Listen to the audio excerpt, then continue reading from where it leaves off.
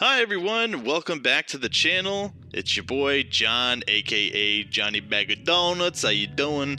And thanks for checking out the next edition of the First Four, which is, a segment where I play the first 4 hours of a game and give you the good, bad, and ugly feedback with some personal takeaways in there. Today's game is the long-anticipated next installment of one of Rockstar's biggest franchises. The day is here! Red Dead Redemption 2, baby. Now, the original Red Dead Redemption was one of my favorite games ever, and to say the wait for this was difficult is quite an understatement. So let's just dive right into them meat and potatoes.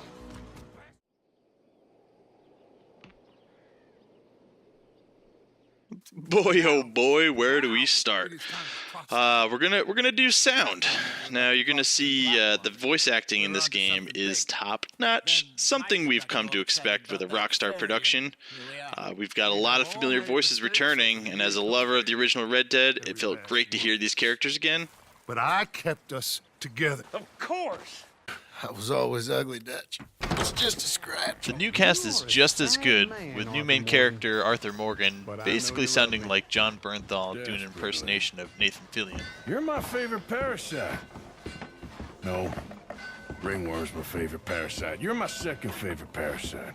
The music does an awesome job of adding to the mood without ever feeling intrusive. It fits so perfectly in the background that you don't realize it's melding and drawing you in.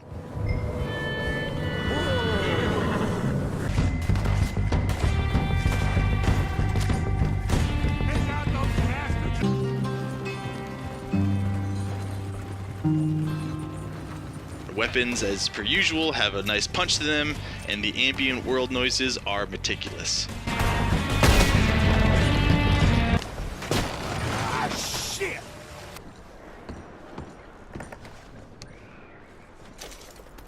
We're gonna go over to visuals, and guess what?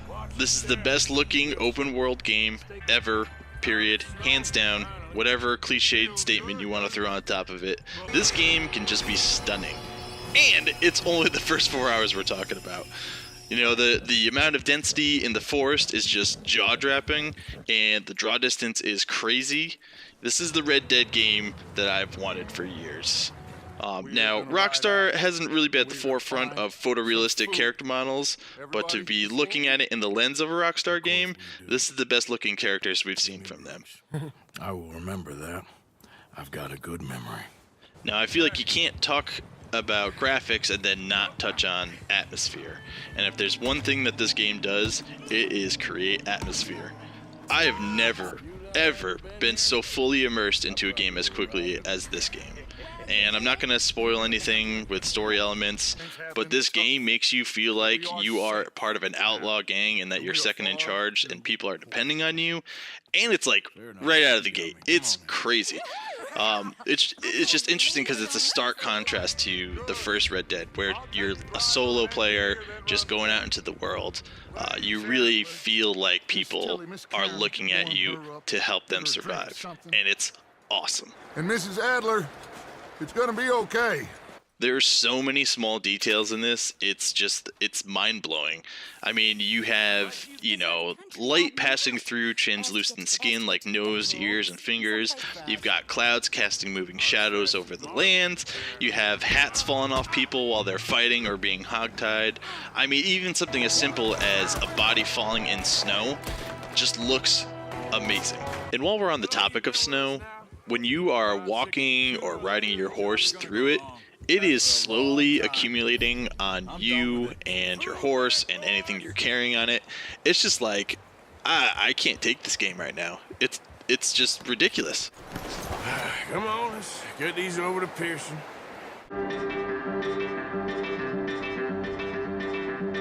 Alright, time now to focus on some of the bad spots. First thing up is the controls. Take some time getting used to, at least for me. I know it's something that you need to do in every game, but for some reason I was fumbling around a lot during this, and it took me a while to kind of get into the groove. I feel like by the end I'm starting to really get it, and it kind of getting into that Red Dead mode, but that was something that stuck out to me, or I just kept on fumbling through. Look out on the right! More More coming in on the left. Another part in here is that to get to certain areas in the menus, like such as the weapons compendium, you have to go through a lot of screens, which it seems like it's a small minor thing, but it can be a little annoying trying to find out where you go. Unfortunately, that is just due to the amount of content that they have in this game. So, you know, it's a bad that comes from a lot of good. The chores that you need to do at the camp, this one's up in the air right now. I'm putting it in the bad category because while I've only had to do it one time and I didn't mind doing it, if it's something that's going to be a constant thing, I can kind of foresee it grinding on me and maybe turning into a negative. So that's something I'm going to have to keep an eye on and see how it goes. The same thing kind of goes for the RPG elements in this game as it pertains to the health and stamina.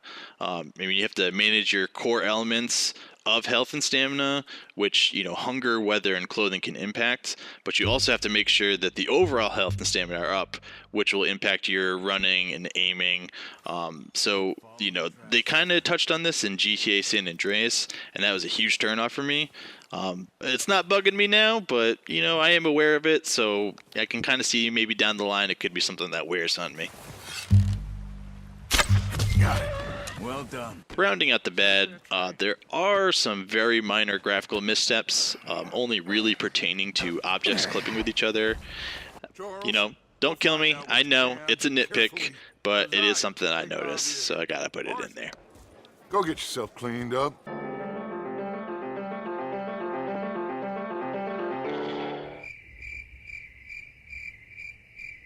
No, really. Crickets. I'm just playing. I know it's going to be quite cliched with all the high praise going around for this game, but there isn't an ugly thing I can drum up just yet. Alright, and that's it for this edition of the First Four. All I can really say is that I've never played a game where the first 4 hours of it feels like a tutorial, and that's not a bad thing because you do so much in that first 4, but really it was the tail end of that first 4 hours of where I started feeling like I was about to go explore out into the world. So it is killing me right now to edit this down, but you know, I do it for you guys, so smash a like in the corner, subscribe to the channel, tell your mama, tell your daddy, get everyone on here, go out and buy this game. You will not regret it. Thanks for watching, and we'll catch you on the flippy floppy.